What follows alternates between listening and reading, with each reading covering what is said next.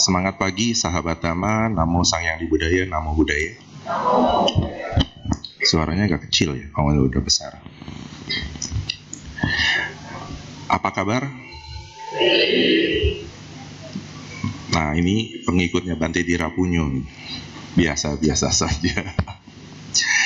Ya, tadi pagi memang saya baru sarapan dengan Mbak Dira. Kebetulan beliau lagi ada di Jakarta, jadi saya bisa lebih pagi datang kemari. Dan apa yang ingin saya sampaikan pada hari ini, materi ini adalah beberapa rangkuman pembahasan yang pernah saya sharingkan di sini. Dan ini juga akan membentuk satu efikasi. Efikasi itu apa? Daya tahan kita terhadap ajaran lain yang terkadang mengajak kita, oh, kalau kamu ikut saya, kamu akan ke surga lebih mudah. Nah, ternyata kita itu suka jual mahal. Pengikut ajaran Buddha suka jual mahal. Wah, saya nggak mau surga. Saya mau lebih dari surga.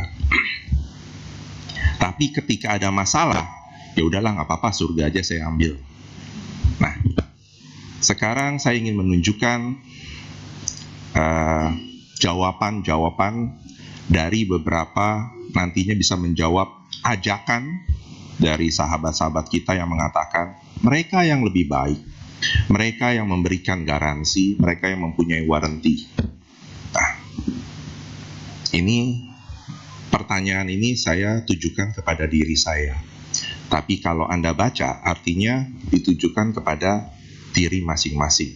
Jawabannya apa? Kalau mungkin ada kemungkinan kan, tapi pasti kan? Nah, nanti kita akan ulas bersama. Ini judul besarnya, tapi ada yang kecil-kecil di atas. Kebaca gak? Saya sengaja bikin kecil biar berusaha ingin mencari tahu yang kecil ini tulisannya apa. Karena biasanya yang kecil itu yang memuat banyak syarat dan ketentuan yang berlaku. Jadi saya mengambil, nantinya saya bisa menjawab atau Anda akan mendapatkan jawaban.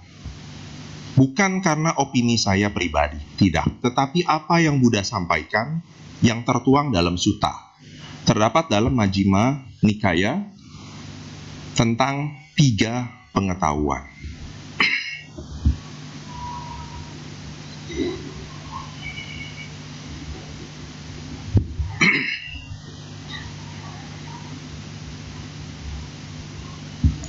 Kembali saya ingatkan, kita perumah tangga mempunyai urusan masing-masing dalam setiap rumah tangga.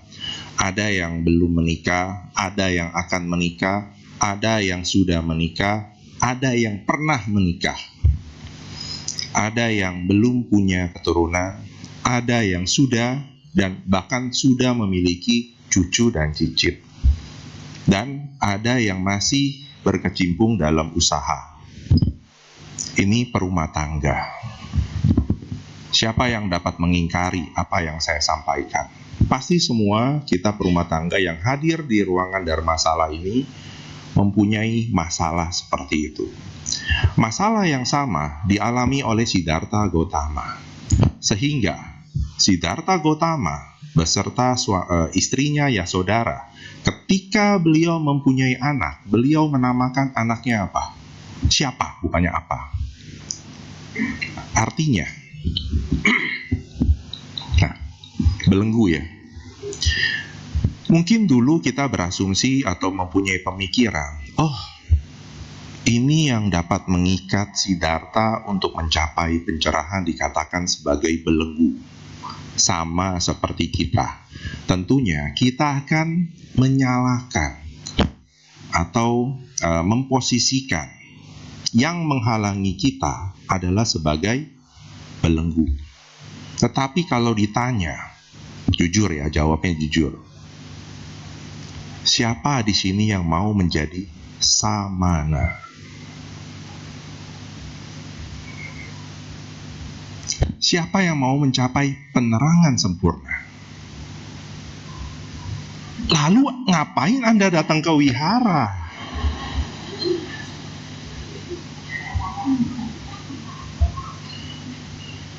Kalau gitu saya nggak teruskan. Jadi yang dikatakan sebagai belenggu oleh Siddhartha sama seperti yang kita alami sekarang. Namun jangan disalahartikan bahwa itu akan menghalangi apa yang ingin kita capai sebagai perumah tangga. Ini agak berbeda. Yang kesamaannya adalah belenggu yang disampaikan oleh Siddhartha adalah beliau mempunyai tanggung jawab berikutnya. Dan untuk mencapai tanggung jawab itu dapat diselesaikan, makanya beliau ngambil keputusan. Tetapi dalam ruangan ini kita belum mempunyai semangat yang sebesar Siddhartha. Tetapi ada kesamaan yang tadi. Bagaimana? Jangan sampai yang dikatakan belenggu ini yang menghambat. Bukan, ini bukan penghambat. Karena akan nantinya kalau sampai kita mengatakan pasangan kita sebagai belenggu, ini gara-gara kita nikah nih, sehingga saya tidak mencapai penerangan sempurna. Ada gak yang mengatakan begitu kepada pasangannya?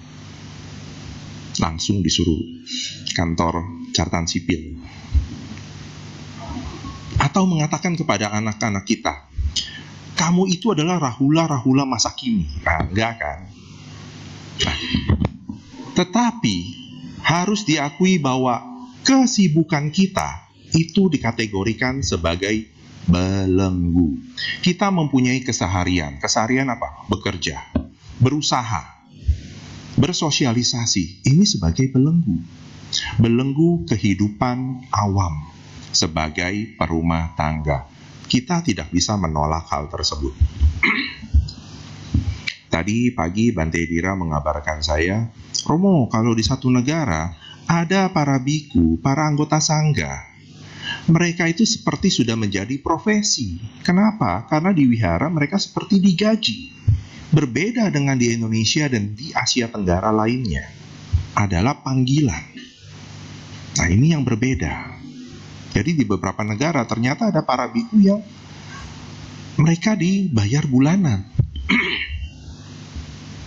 Nah, kembali kita sebagai perumah tangga, kita mempunyai kesibukan.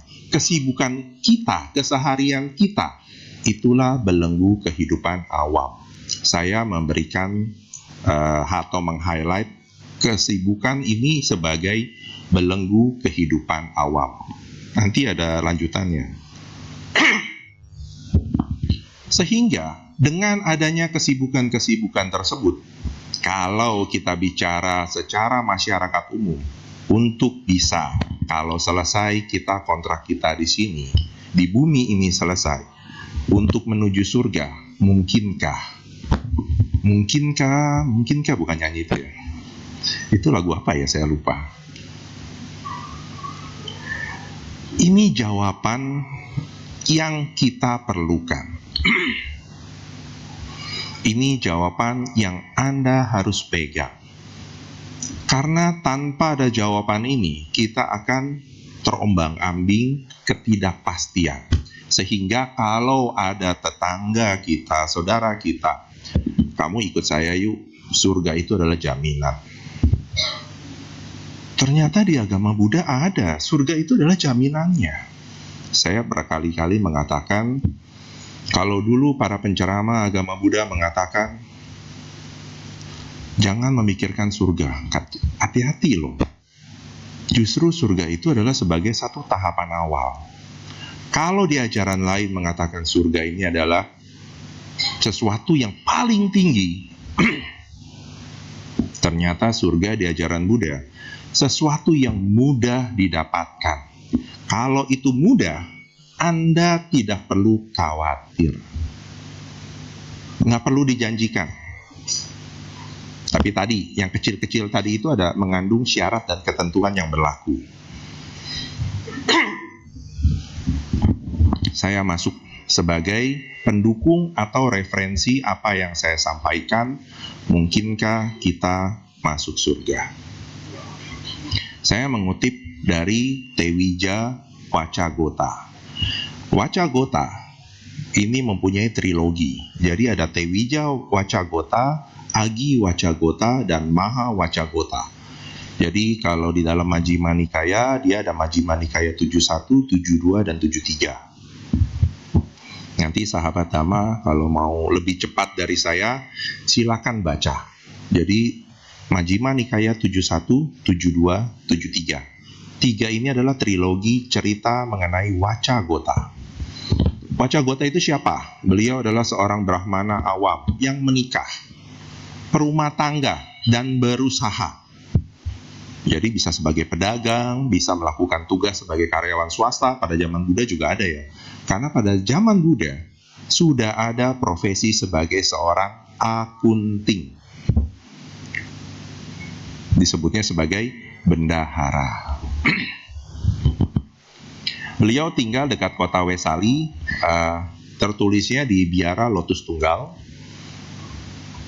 Dan beliau sebelum ditemui Buddha, jadi Buddha pada saat akan melakukan pindapata, beliau dengan abinya melihat bahwa ada yang dapat dicerahkan oleh beliau, yaitu adalah Wacagota.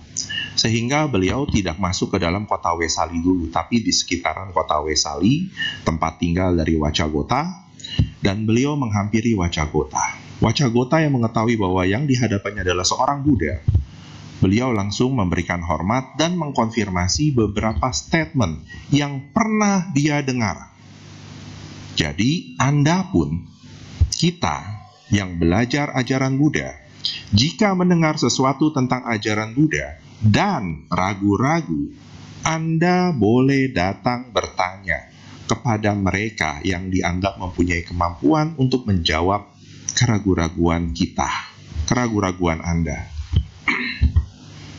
Jadi jangan disimpan kalau ragu-ragu, justru ditanyakan.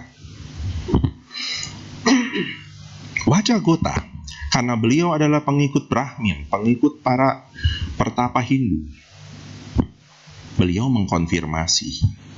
Nah, yang dikonfirmasi Wacagota, jadi Wacagota itu bukan murid Buddha ya, justru baru tahu bertemu dengan Buddha, makanya dia mengkonfirmasi pengetahuan Buddha mengenai takdir dan akhirat. Tentu kita semua sudah paham ya, kalau takdir ini apakah semua sudah ada suratannya, ceritanya, dan pasti akan terbentuk seperti itu, dan hingga ujungnya akhirat, artinya selesai mereka di dunia ini meninggal, arahnya sudah jelas. Dan hal ini yang dibantah oleh Buddha. Ada 4 pertanyaan yang ditanyakan Wacagota kepada Buddha. Jadi yang pertama dia mengkonfirmasi pengetahuan Buddha. Apakah benar Buddha dapat mengetahui segalanya yang tadi mengenai takdir dan akhirat? Ini dibantah oleh Buddha bahwa pengetahuan Buddha bukan sebatas itu. Pengetahuan Buddha ada 3. Jadi kata Tewija, 3 pengetahuan. Wija itu pengetahuan, T itu 3. Didasari dari 3 pengetahuan Buddha. Yang pertama, seorang Buddha dapat melihat masa lalu hingga kelahiran satu makhluk dan semua makhluk yang dihadapan atau yang ditemuinya. Dan yang kedua, dapat melihat dirinya sendiri. Jadi bukan sebatas yang dihadapan atau yang ditemui, tetapi dirinya juga dapat. Dan yang ketiga, beliau mempunyai kebijaksanaan yang tanpa adanya kekotoran batin. Jadi kebijaksanaan sempurna. Inilah 3 kemampuan atau 3 pengetahuan seorang Buddha. Dan ini Buddha mengkonfirmasi bahwa beliau melebihi semua Brahmin, melebihi semua guru-guru yang pernah Wacagota temui. Jadi beliau juga mengkoreksi bahwa cerita yang didengar Wacagota itu hanya sepotong-sepotong. Nah, ini yang dikonfirmasi oleh Buddha. Nah, poin pertama, pengetahuan Buddha ini yang akan menjawab pertanyaan berikutnya Wacagota. Pertanyaan kedua Wacagota. Ini kita. Apakah seorang perumah tangga setelah atau yang masih terbelenggu oleh kehidupan awam dapat mengakhiri penderitaan? Jawabannya? Jawabannya apa? Bisa. Bisa. Yang jawab bisa siapa? 1, 2, 3, 4, 5, 6, 7, 8, 9, 10, 11, 12, 13, 14. Yang tidak angkat tangan? Nggak tahu. Tidak bisa. Apa? Abstain. Yang tidak angkat tangan? Jawabannya, ini kayak main teka-teki. Buddha, perumah tangga yang tanpa meninggalkan belenggu kehidupan awam pada saat apakah dapat mengakhiri penderitaan saat tubuhnya hancur atau meninggal, atau jasadnya ketika jasadnya dikuburkan atau dikremasi ini hancur ya? Dan jawaban Buddha, tidak. Jangan patah semangat. Ini jawabannya ada alasannya, tidak. Tapi memang dalam sutta disampaikan tidak. Kenapa tidak? Karena Buddha ingin mematahkan pengetahuan dari Wacagota. Pada saat itu, para Brahmin memberikan slogan, kalau mengikuti ajaran mereka, walaupun langsung berganti jubah, mengikuti pola hidup para Brahmin sebagai seorang samana, mereka dapat mengakhiri hidupnya. Mengakhiri penderitaan. Nah, ini yang Buddha ingin patahkan, bahwa pengetahuan ini mereka tidak mempunyai pengetahuan. Mengakhiri penderitaan itu tidak semudah hanya dengan mengikuti cara hidup para pertapa pada zamannya. Kalau Anda tahu, ada pertapa Jatila yang menghormati api. Apakah dengan menghormat api kita akan terselamatkan? Kemudian ada pertapa anjing. Pertapa anjing ini cara hidupnya seperti anjing. Makannya tidak menggunakan tangan, tapi langsung dari mulut. Tidak menggunakan pakaian. Ada pertapa telanjang. Apakah ini dapat mengakhiri penderitaan? Tidak. Mereka justru terbelenggu dengan bentuk-bentuk ajaran yang belum terbukti. Kemudian pertanyaan selanjutnya. Wacagota bertanya kepada Buddha, Buddha, apakah seorang perumah tangga yang masih terbelenggu kehidupan awam dapat masuk ke surga saat tubuhnya hancur? Jawabannya? Jawabannya bahkan Buddha lebih panjang. Perumah tangga yang tanpa meninggalkan belenggu kehidupan awam dapat mencapai surga saat tubuhnya hancur. Buddha menjawab, bukan hanya 100, 200, 300, 400, 500, bahkan lebih, tanpa meninggalkan kehidupan awam.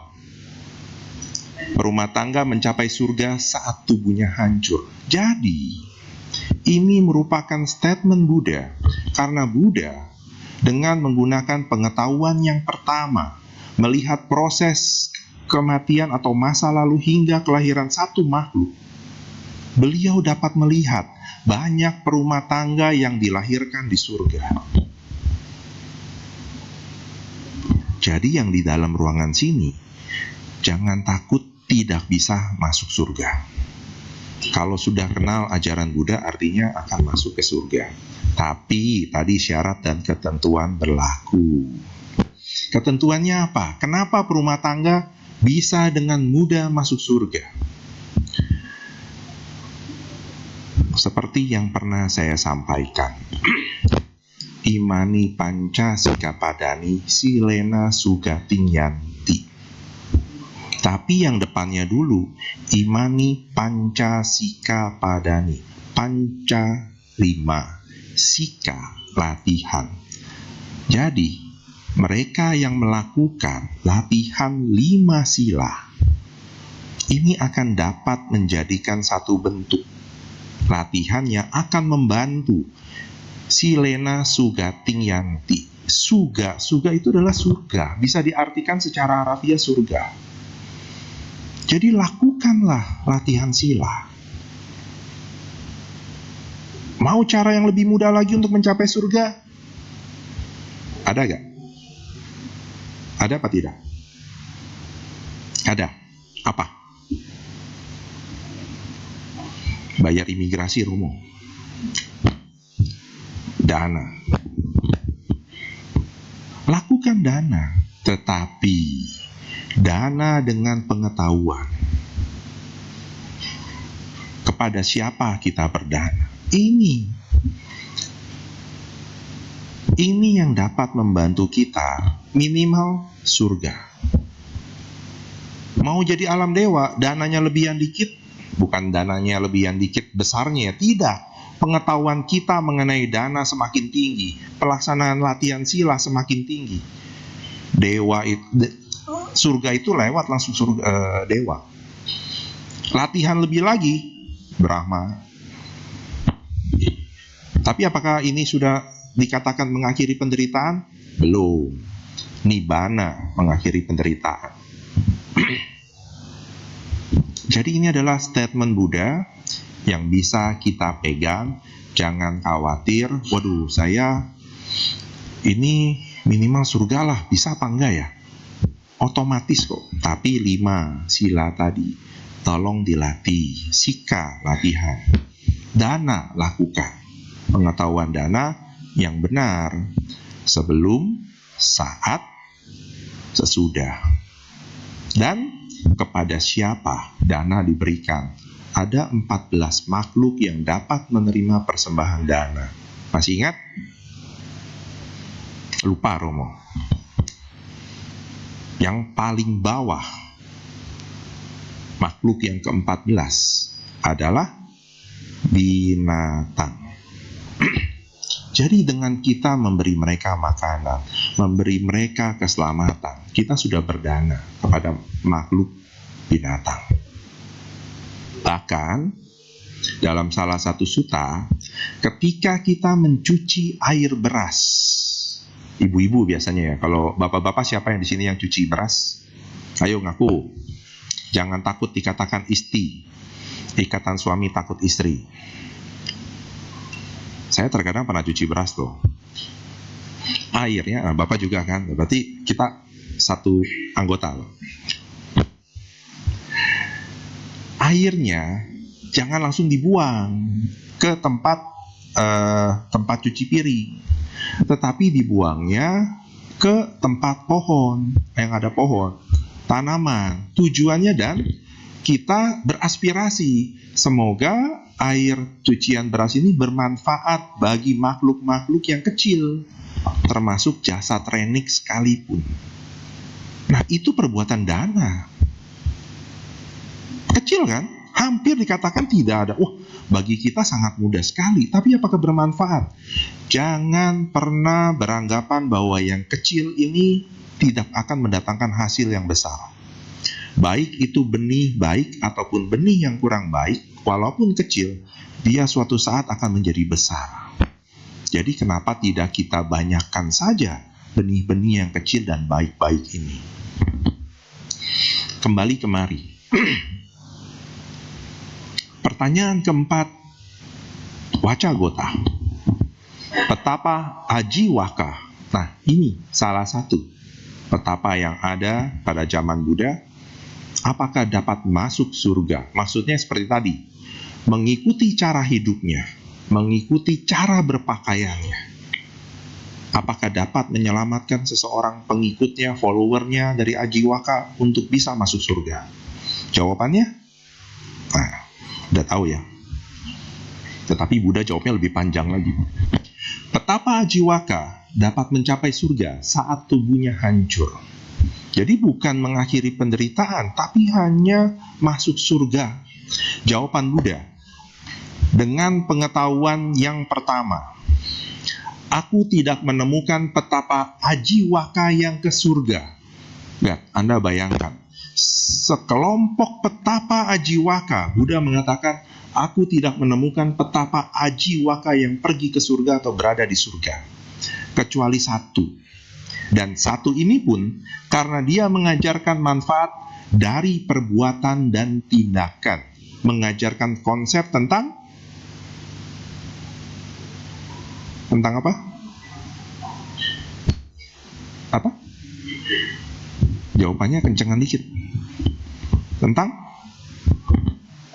perbuatan dan tindakan itu mengajarkan tentang karma, aksi dan reaksi.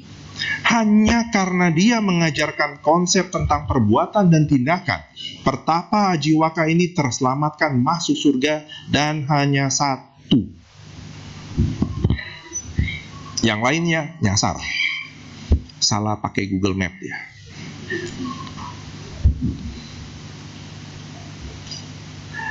Ini yang harus kita yakini.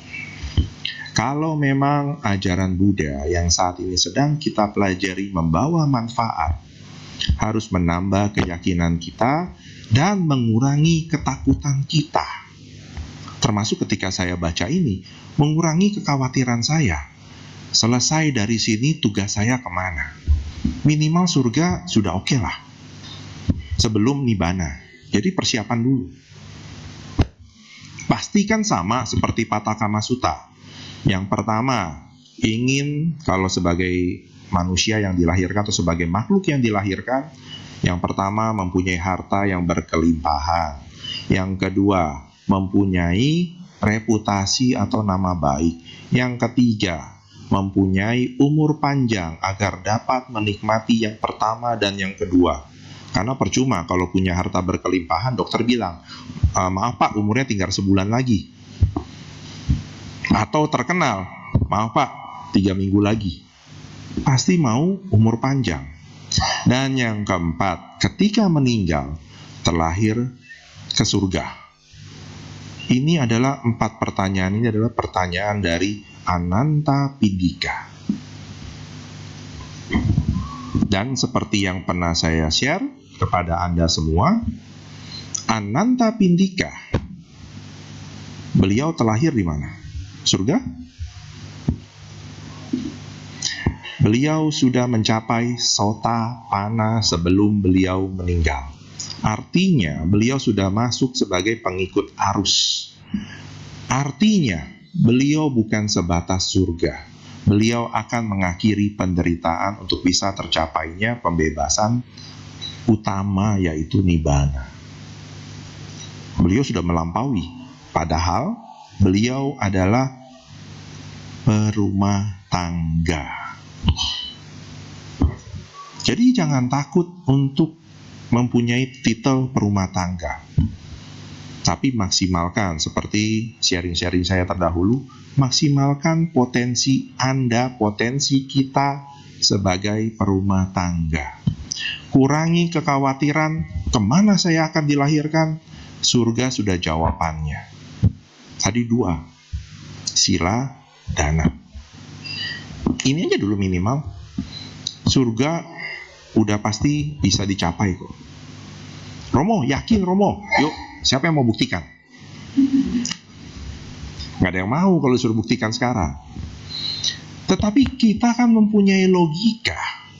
Sesuatu proses yang baik, hasilnya akan baik. Jadi jangan punya pola yang berbeda. Wah, Romo kan gak ada garansi, gak ada yang memberikan stempel pasti masuk surga. Oh ini loh stempelnya tadi saya tunjukkan dalam Tewija Wacagota. Jadi kalau ada yang nanti salah masuk, bukan masuk surga, boleh datang kemari laporan lagi. Bercanda itu ya. Nah, hal ini yang akan meningkatkan efikasi diri kita sebagai pengikut ajaran Buddha yang belajar ajaran Buddha. Bukan semata-mata ikut ajaran lain, oh surga di sana lebih mudah. Tidak, lebih mudah di sini.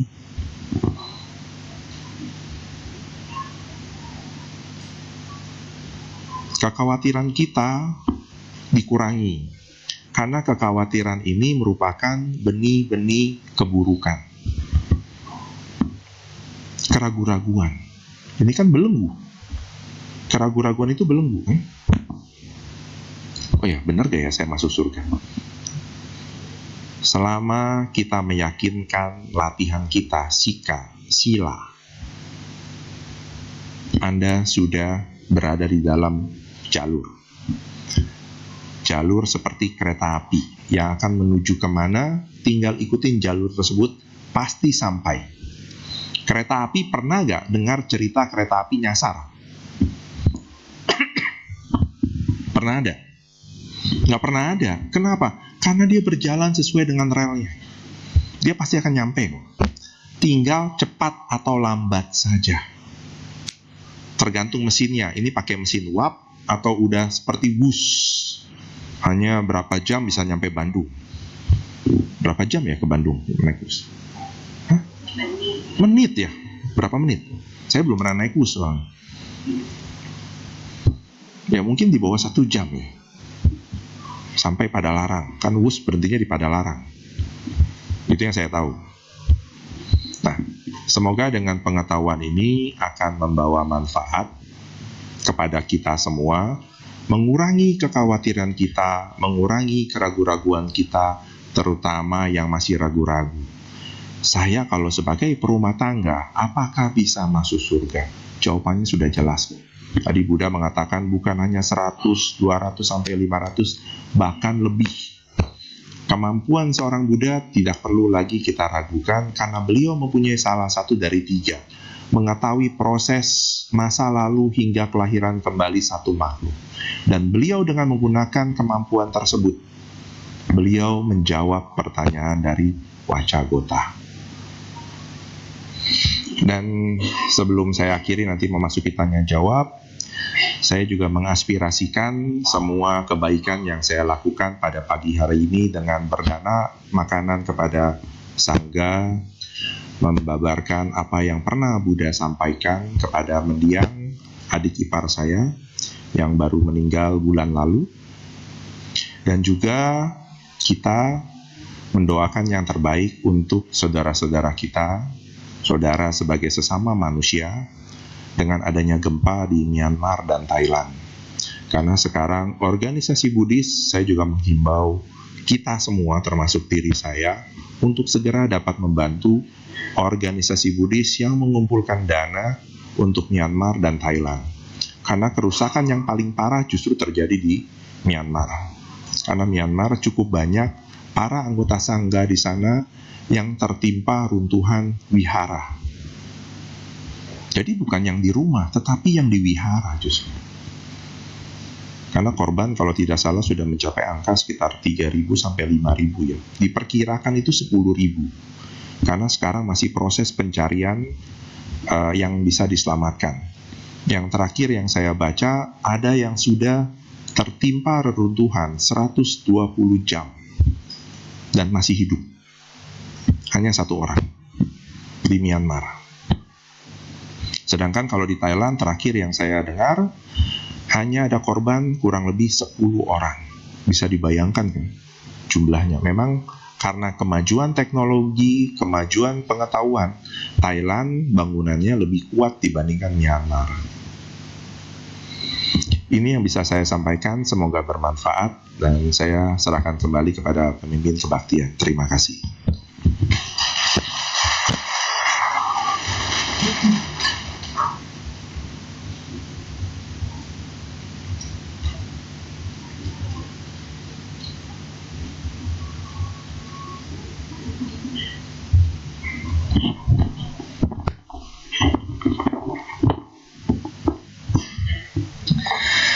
Demikian ceramah dhamma yang telah disampaikan oleh Romo Kresno Budowo. Kita masih ada beberapa menit diselingi sesi tanya jawab. Bagi Bapak Ibu yang ingin bertanya secara tertulis, mohon untuk pertanyaannya dikirim ke WhatsApp Wihara Pelita Maska. WhatsApp admin Wihara Pelita Maska. Di nomor telepon silakan di-save untuk nomor telepon admin Wihara Pelita Maska di nomor telepon 0811 9921 098. Jadi bagi Bapak Ibu yang ingin bertanya secara tertulis, nanti mohon pertanyaannya dikirim ke WhatsApp admin di Harapu Pemuska. Ya, sekali lagi di nomor telepon 0811 992 1098. Baik, sebelum kita masuk ke sesi tanya jawab, mari kita buka kembali buku tuntunan Puja Bakti kita nyanyikan sebuah lagu bersama-sama.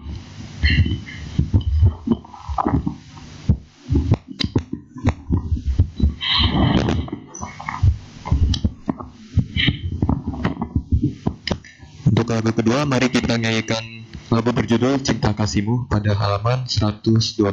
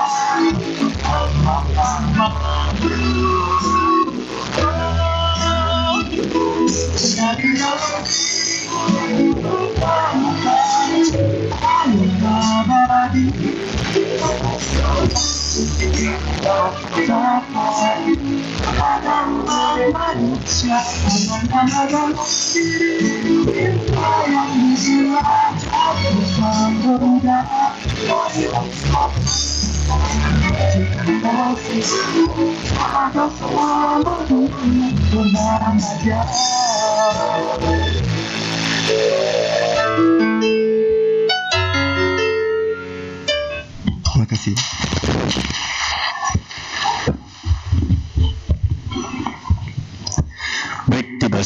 kita masuki sesi tanya jawab. Mungkin dari Bapak Ibu yang ingin bertanya secara lisan, kami persilakan terlebih dahulu angkat tangannya aja. Baik, untuk pertanyaan tertulis nanti dikirim aja ke WhatsApp admin Wihara Pilihan Musika. Kepada Romo, kami persilakan sambil menunggu pertanyaan masuk, Romo. Belum ada yang masuk.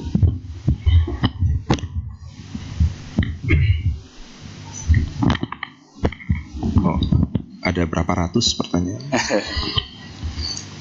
Baik, untuk pertanyaan pertama, apakah surga hanya bisa dicapai saat kondisi tubuh hancur atau meninggal? Apabila hidup berkecukupan dan bahagia, bisa dikatakan sebagai surga. Romo. Ya, itu statement yang kedua sudah menjawab pertanyaannya. Jadi ketika kita merasakan apa yang ingin kita capai dan berhasil, sesungguhnya kita sudah berada di surga. Kata surga bisa diartikan sebagai satu alam kehidupan dari 31 alam. Ini berdasarkan teori 31 alam kehidupan secara Buddhis dan pengetahuan umum berdasarkan keyakinan yang lain. Kan mereka kenal hanya surga dan neraka. Ini kategori alam. Tetapi kata suga, su itu baik, ga itu kondisi. Jadi kalau kita sudah merasakan kondisi yang sangat baik, yang membuat kita mempunyai kebahagiaan yang seakan-akan berkelimpahan. Berkelimpahan itu tidak harus mempunyai di rekening nolnya ada banyak, enggak. Tetapi mempunyai kebahagiaan yang merasa, oh, kok kebahagiaan saya di atas rata-rata. Nah, itu Anda sudah berada di surga. Nah, tinggal kita, mindset kita. Ini masalahnya kita punya rasa tidak puas. Karena mempunyai rasa tidak puas, apa yang kita rasakan, apa yang sedang kita pegang, terkadang kita tidak pernah hargai. Sehingga kondisi surga, kondisi yang baik, akhirnya kita abaikan. Padahal kita sudah di sana, namun kita abaikan. Kita mau capai yang lebih, sehingga tidak pernah tercapai. Kalau saya pernah, nanti Anda boleh cari buku, judulnya Being Happy, penulisnya Andrew Matthews. Jadi ketika seseorang menanyakan, kapan kita bahagia? Kalau ditanyakan kepada Anda, kapan Anda bahagia? Anda coba tanyakan kepada diri sendiri, kapan saya bahagia? Jawabannya apa? Nggak pernah bahagia. Anak SD kalau ditanya, kamu bahagia gak? Kalau Andrew Matthews menggambarkan, saya bahagia kalau saya sudah duduk itu di elementary, dia akan bahagia kalau sudah di junior high school, SMP.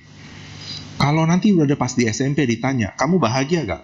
Nanti kalau saya SMA, kenapa? Pakai celana panjang. SMP celana pendek. Pas SMA ditanya, kamu bahagia gak sekarang? Jawabannya, tidak. Kenapa? Saya kalau kuliah baru bahagia. Kenapa? Pakaiannya gak pakai seragam. Karena kita selalu mengcompare, membandingkan. Dan ditanya, kamu bahagia gak pada saat jadi mahasiswa? Enggak, karena nggak punya uang. Saya akan bahagia kalau sudah bekerja. Ketika sudah bekerja, ditanya, kamu bahagia gak? Enggak, kenapa? Belum punya pasangan. Ketika sudah punya pasangan, kamu bahagia gak? Belum, karena belum menikah. Ketika sudah menikah, pertanyaan yang sama, jawabannya apa? Belum, karena belum punya anak. Dan akhirnya, sampai kalau di situ dalam buku dituliskan dia sudah meninggal. Jadi di atas bongpainya ditulis yang akan bahagia kemudian. Karena dia nggak pernah bahagia. Sama dengan kita.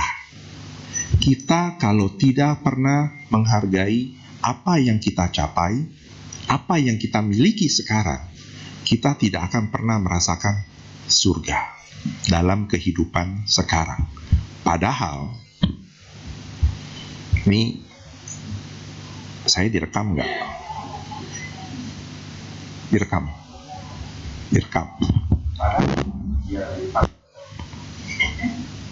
Ada wali yang ke-10, ada tahu siapa?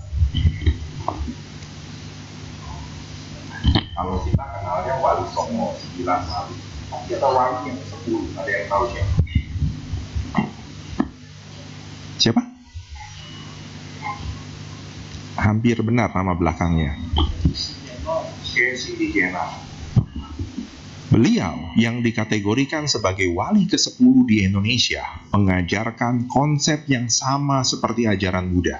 Surga bisa diraih pada saat manusia masih hidup. Dan ajarannya hampir mirip sekali. Saya pernah membaca bukunya. Tetapi beliau dikatakan ingin mendominasi 9 lainnya sehingga dikucilkan. Dan akhirnya beliau dianggap sebagai pengkhianat. Kalau di dalam perjanjian lama dan baru ada satu nama yang disebut itu. Siapa? Itu dia. Ada yang tahu loh. Ya, itu tadi jawabannya. Nah, sama. Jadi semua ada. Nah, jadi jawabannya tadi sudah jelas. Selama kita dapat menghargai apa yang kita dapatkan, apa yang kita rasakan sekarang, menghargai, menerima, kita sudah berada di surga. Jadi surga itu tidak harus selesai kontrak kita di bumi ini, enggak. Jadi kita bisa meraih surga kapanpun kita mau, ketika kita dapat menerima. Itu jawabannya. Terima kasih. Pertanyaan berikutnya, Namo Buddhaya, Romo. Saya mau bertanya, apakah surga agama Buddha sama dengan surga agama yang lain? Terima kasih, Romo. Nah, ini jawaban yang susah. Saya belum pernah ke sana. Untuk komparasi benchmark ya, sama atau enggak. Yang pasti kalau berdasarkan deskripsi, ini ada kemiripan. Kemiripannya alam yang indah, alam yang dapat memberikan apapun yang kita inginkan hanya dengan pikiran. Jadi apapun yang diinginkan muncul dari pikiran. Itu langsung. Dan itu yang membuat kehidupannya menjadi kurang bermakna. Karena di sana tiada penderitaan, sehingga dia berpikir bahwa itu adalah kehidupan yang immortal, abadi. Dan akhirnya dia menjadi melekat yang melebihi kehidupan manusia. Jadi kemelekatannya tinggi. Nah, ini yang Buddha sampaikan, kehidupan di alam manusia adalah kehidupan yang paling ideal untuk mengakhiri penderitaan, bukan sebatas mencapai surga. Tapi kalau mau mampir ke surga dulu, nggak ada yang larang. Makanya tadi Buddha sampaikan banyak rumah tangga yang mencapai surga. Jadi deskripsi mirip ya. Hanya saja kalau ada yang mengatakan, Romo, kalau yang near death experience seseorang, katanya kalau pas masuk surga itu ada cahaya terang benderang, kemudian ada jembatan yang seakan-akan menuju ke langit itu atau ke awan. Seperti itu gak? Siapa di sini yang punya pengalaman near death experience? Nggak mau bantu konfirmasi?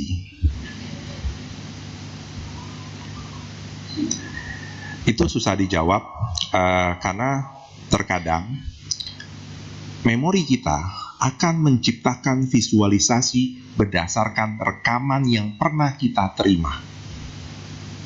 Jadi kalau kita sering nonton film-film genrenya seperti itu, akhirnya ketika ada pengalaman tertentu, memori itu akan dirangkai. Jadi otak kita ini sudah melebihi Grok AI ataupun ChatGPT ataupun OpenAI, dia langsung meng-create visualisasi tersebut.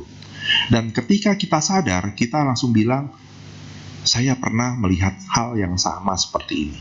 Padahal itu adalah kumpulan-kumpulan memori. Bukan yang sebenarnya. Ini berdasarkan psikolog kita, berdasarkan ilmu pikiran. Jadi apakah yang benarnya seperti apa? Ya, mesti memang ada yang pernah mengalami yang namanya near death experience, yang orang katakan mati suri. Nah itu seperti itu. Jadi seperti itu. Jadi mohon maaf saya tidak bisa menjawab lebih detail, tapi dari deskripsi ada kemiripan. Kalau dari deskripsi ada kemiripan, surga itu levelnya di 6. Kita masih punya tingkatan lebih tinggi lagi sampai 31. Artinya, dibandingkan keyakinan lain, ajaran Buddha lebih tinggi loh towernya. Itu masih ada rooftopnya lebih tinggi lagi, nggak berhenti sampai lantai situ, masih ada lagi, tinggal dapatkan akses card-nya, masuk ke liftnya supaya bisa naik lebih tinggi. Seperti itu jawabannya. Terima kasih. Ada lagi? Oh ada. Pertanyaan berikutnya, Namo Buddhaya Romo, saya ingin bertanya dengan menjalankan 5 sila dan juga bedana, tetapi masih ada kekotoran batin atau masih berbuat kesalahan, apakah tetap bisa masuk surga? Berapa lama di surga alam dewa dan alam Brahma?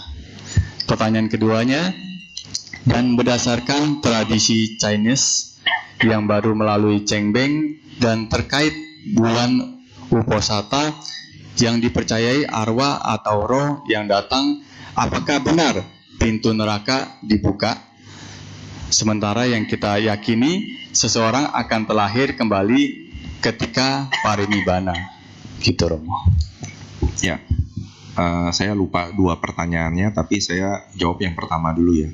Tadi yang pertama apa jawab pertanyaannya? Lupa betul. Saya ingin Berapa lama di surga? Seperti yang saya gambarkan bahwa kita masih mempunyai belenggu kehidupan awam. Jadi jangan khawatir. Tapi kalau ditanya berapa lama, tinggal berapa kualitas latihan sila dan dana kita. Tergantung kualitas. Di sana terus terang saya tidak punya kalkulator karma. Oh, silanya sekian lama, kalau misalnya seperti anggota sangga ada wasa, itu tidak bisa. Seperti tadi saya diskusi dengan Bante Dirapunyo bilang, Romo, di kami di Medan tidak ada hitungan based on wasa. Jadi tinggal kalaupun ada guru saya yang melanggar aturan, kita semua akan menghakimi. Jadi kita tidak melihat masa wasa, tetapi kualitas latihannya. Jadi kalau memang ada yang perlu ditegur, kalaupun dia wasanya lebih tinggi, secara organisasi, dia menduduki posisi organisasi lebih tinggi, dia boleh menegur wasa yang lebih tinggi. Karena menyalahi aturan. Dan mereka ada sistem denda. Waduh. Padahal saya mau nanya, nanti dendanya berapa? Cuman gak enak kan. Nah, jadi sama. Jadi jangan dipikirkan ke arah sananya dulu, karena yang tentunya di sana kita belum dapat menghitung kualitas kemampuan latihan kita. Tapi yang pasti jalani dengan penuh keyakinan. Itu yang pertama. Dan yang kedua, memang di sini ini off topic sedikit. Tradisi Chinese dengan tradisi masyarakat yang ada di Indonesia dan tradisi Tantra ada kemiripan. Bahwa ada transisi, alam transisi yang dikatakan, kalau Tantra mengatakan disebutnya sebagai alam Bardo. Kalau di tradisi kita, alam Barda, ada kemiripan kan, Bardo, Barda. Alam transisi. Di Chinese juga sama, ada alam transisi. Dan kalau tadi disebutkan parinibbana, saya koreksi, bukan parinibbana, meninggal. Kalau parinibbana itu mengakhiri penderitaan. Nah, apakah mereka hubungan Cengbeng dengan Ulambana jadi harus dipisahkan ya? Cengbeng di bulan 4, semua saya yakin sudah ada yang melaksanakan kewajiban tersebut.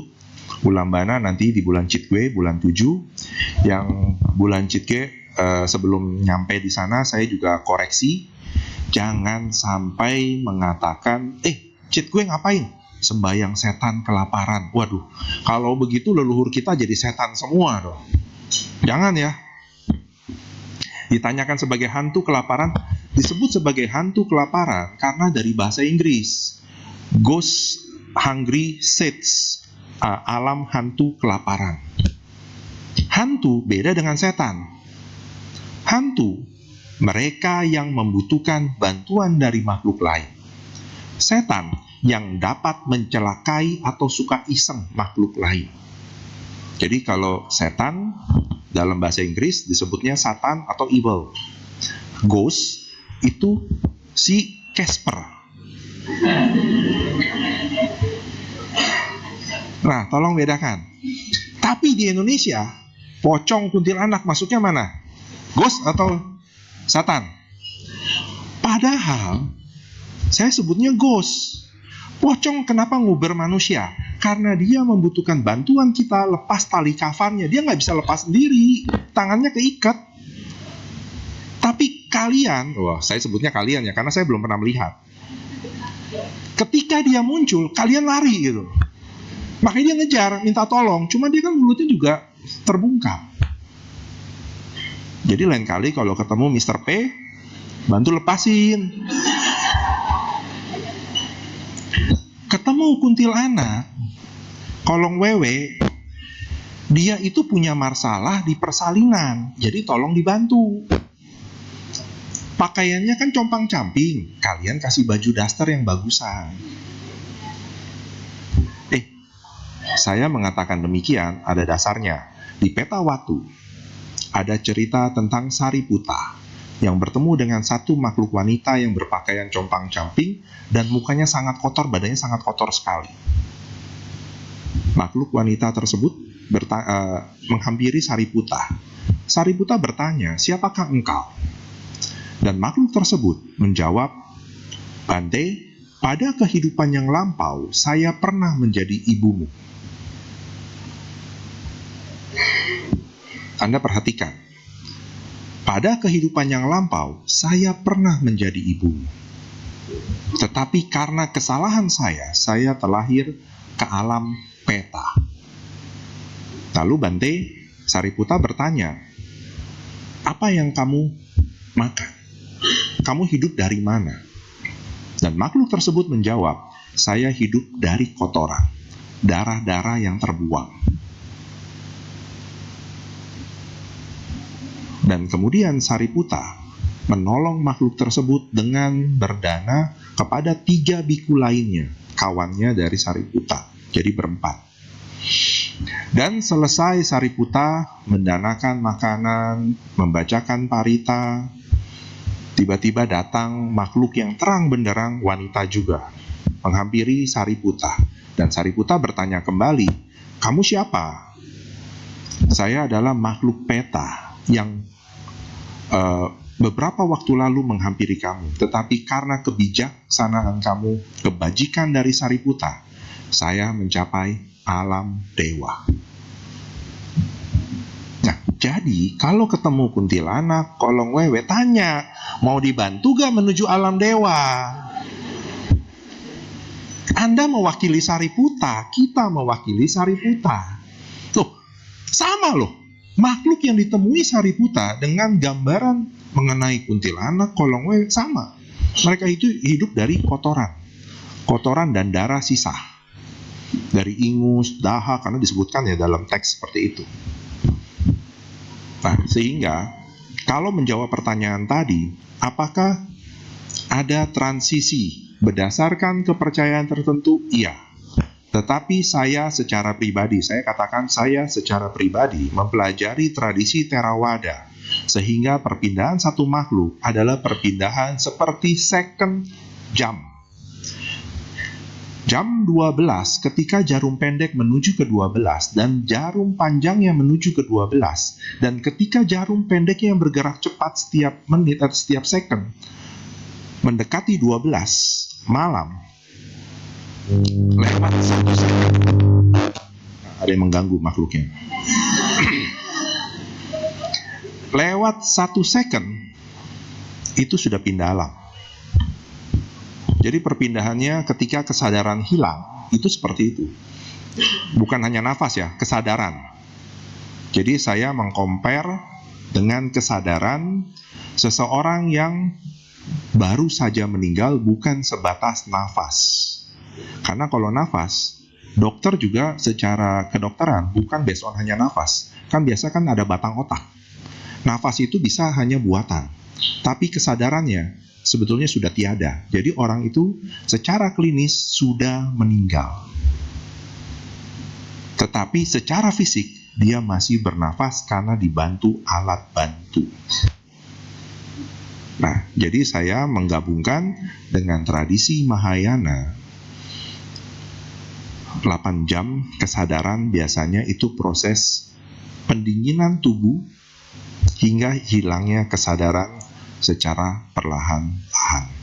Karena itu, setiap kali menghadapi mereka yang baru saja meninggal, biasanya saya akan meminta jika tidak ada luka di tubuhnya, jenazahnya atau jasadnya jangan digoyang-goyang. Dibiarkan saja sampai 8 jam. Kalau ada yang mengatakan, Romo, rumah duka suka bilang, nanti kalau sudah dingin, susah dimandikan, susah dipakaikan pakaian. Mereka sudah ahli, mereka tahu bagaimana memakaikan walaupun jenazah itu sudah 24 jam meninggal. Jadi jangan ditakut-takuti seperti itu. Ataupun, Romo, formalin. Kalau tidak ada luka tubuh ya, itu tidak perlu formalin. Karena tubuh ini akan membusuk. Jika tidak ada gangguan, itu 2 hari. Jadi waktu adik saya meninggal, itu tidak diformalin. Karena saya mengabarkan adik saya meninggal di Banjarmasin. Saya meminta sebetulnya jangan diapa-apakan dahulu jenazahnya. Dan ketika ditanya formalin, saya bilang tidak perlu.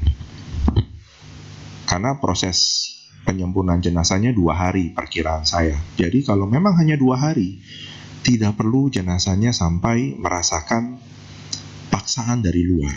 Karena formalin itu ada yang tahu prosesnya kan, mengganti darah dengan cairan yang lain dimasukkan. Jadi darahnya dikeluarkan, dipompa, digantikan oleh cairan pengawet. Itu formalin.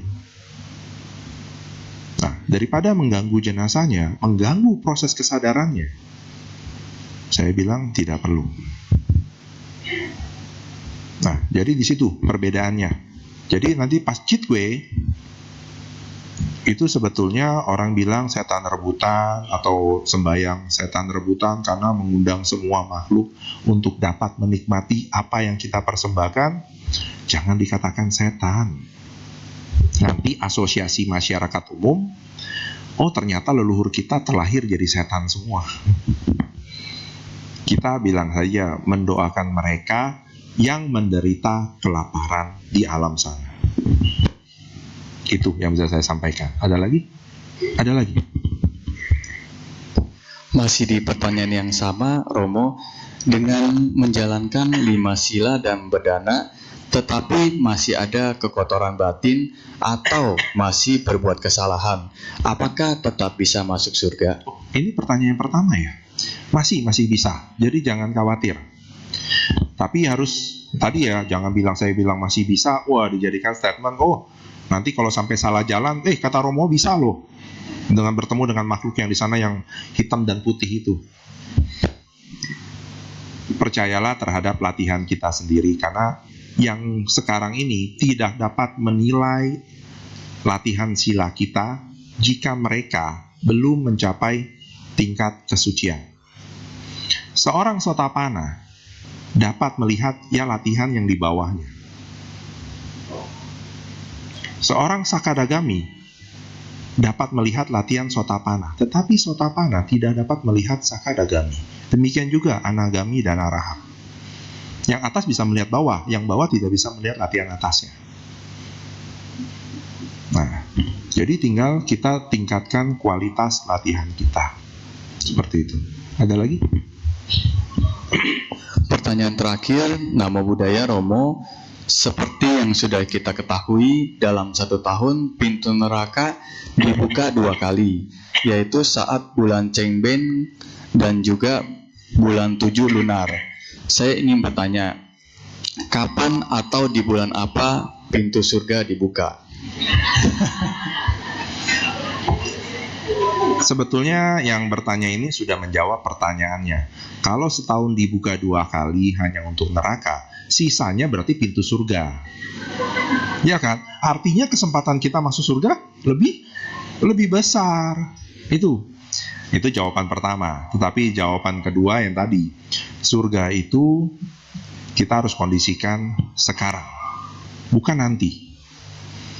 Karena kalau kita bisa mengkondisikan surga sekarang pada saat kita masih bernafas, nanti ketika masanya tiba, pati sandi winyana, kesadaran untuk terlahir kembali kita, akan terkondisi terdorong dengan semua kebahagiaan yang pernah kita rasakan, akan mendorong kita lebih cepat masuk ke surganya. Bahkan mungkin karena dorongannya terlalu cepat, itu bisa sampai alam dewa. Karena kebahagiaan yang kita himpun. Karena itu, menghadapi orang yang sekarat, jangan cerita, ingat utang lu ada berapa, apa aja yang lu belum lakukan, lu sering gak ciacai sih. Itu nyasar tuh. Tapi kalau kita bilang, kamu coba ingat, waktu datang ke Damasuka, memberikan dana sangga pada saat bulan Katina, kamu berkesempatan loh bertemu dengan Eyang Damasubo. Nah, ini akan membantu, mendorong. Dengan cerita-cerita yang menimbulkan kebahagiaan, ini akan sangat-sangat cepat membantu proses seseorang menuju ke alam yang lebih baik. Romo, buktinya apa? Kalau ditanya bukti, saya meminta Anda membaca. Membacanya apa? Karmalah penyebab sesungguhnya. Kalau tidak salah judulnya itu ya. Tulisan Dr. Mentimon, seorang ahli abidama. Di dalam buku tersebut diceritakan Biku Sona. Saya pernah ceritakan kalau tidak salah.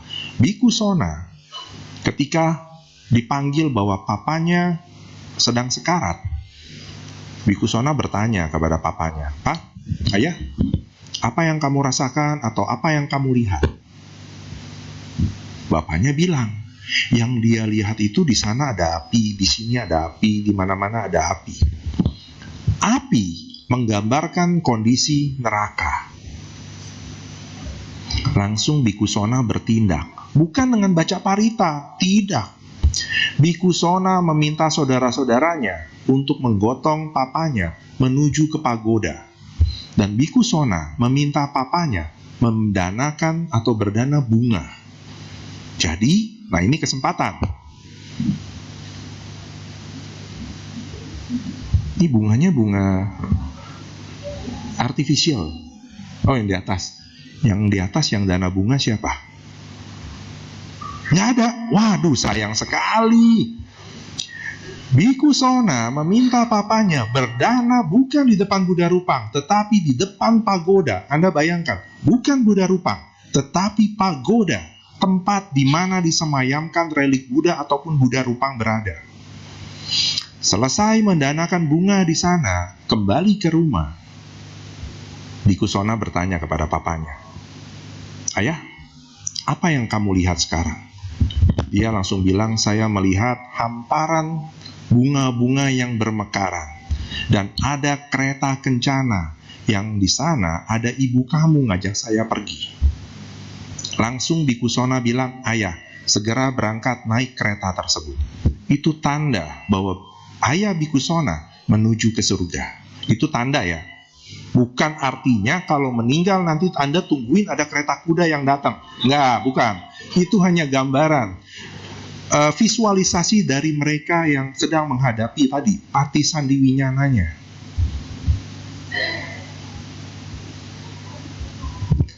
Wujudkan hal tersebut dengan menceritakan kebaikan yang pernah dilakukan atau mewujudkan kebaikan yang bisa dilakukan oleh yang sedang sakit. Saya pernah diundang ke rumah sakit Muara Karang, PIK Muara Karang yang dekat lewatin Burger, mentok itu rumah sakit apa ya? Rumah sakit PIK ya. Saya dipanggil ke sana oleh salah satu kawan saya karena pamannya ingin didoakan secara agama Buddha dan mau masuk ke agama Buddha. Karena saya biasa berpakaian putih hitam, ketika saya masuk, dia langsung, pamannya ini mengusir saya. Ada yang tahu kenapa saya diusir? Ya, kenapa? Pasti ingat ceritanya. Saya dikira pendeta agama lain. Jadi karena biasa pendeta pakai putih hitam juga, jadi diusir. Nah, gue maunya yang agama Buddha, katanya. Dan akhirnya keponakannya bilang, oh ini agama Buddha. Oh, boleh masuk. Kemudian saya membantu menuntun di sarana Pancasila dan membacakan Bojangga Parita.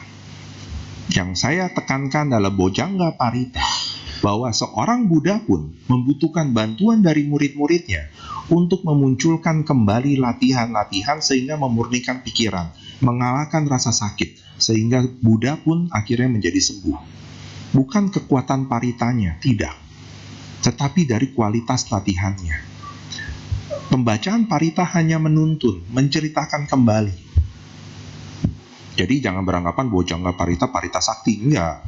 Kita harus memahami isi paritanya dan menceritakan ulang makna dari parita tersebut. Dan selesai saya bacakan, paman dari kawan saya ini menderita kanker tulang. Dokter memang memvonis hanya berapa hari. Dan kemudian ketika saya tinggalkan, 2 hari kemudian kawan saya bilang, pamannya bersikap aneh. Dia bilang dia melihat ular besar, cuma dia bilang, ular itu jangan diapa-apakan. Nah, dia tanya ke kawan saya, nanya ke saya, Kres, maksudnya ular ini jangan diapa-apakan bagaimana? Padahal kita semua nggak ngelihat ular ini di rumah, karena sudah pasrah, dibawa dari rumah sakit pulang ke rumah. Saya hanya mengatakan, paman kamu sudah memberikan bentuk meta, cinta kasih, untuk tidak mencelakai makhluk lain. Jadi, yakinlah paman kamu akan memperoleh hal yang baik jika memang meninggal. Dan ternyata hanya dalam hitungan jam setelah kawan saya menelpon, pamannya meninggal di rumah tanpa rasa sakit. Karena awalnya dia setiap kali mau tidur selalu bilang sakit karena kanker tulang. Nah, ini yang harus kita dorong. Kalau kita datang ke rumah sakit, kepada kawan-kawan kita yang mengalami musibah, nah, kita bangkitkan semangat dengan menceritakan semua kebaikan yang pernah dilakukan. Jangan bilang, sudahlah, terimalah karmamu. Baik atau buruk, itulah yang kau warisi. Itu benar, cuman kondisi memberikan kebenaran itu tidak tepat. Langsung pindah agama dia nanti. Ya, mungkin itu yang bisa saya sampaikan. Semoga bermanfaat. Semoga keyakinan kita dalam ruangan ini akan membawa kebaikan dari latihan ataupun praktik yang bisa kita lakukan. Sabe sata bawantu sukitata, semoga semua makhluk hidup berbahagia. Sadu, sadu, sadu. Namo Sang Hyang Adi Budaya, Namo Buddhaya.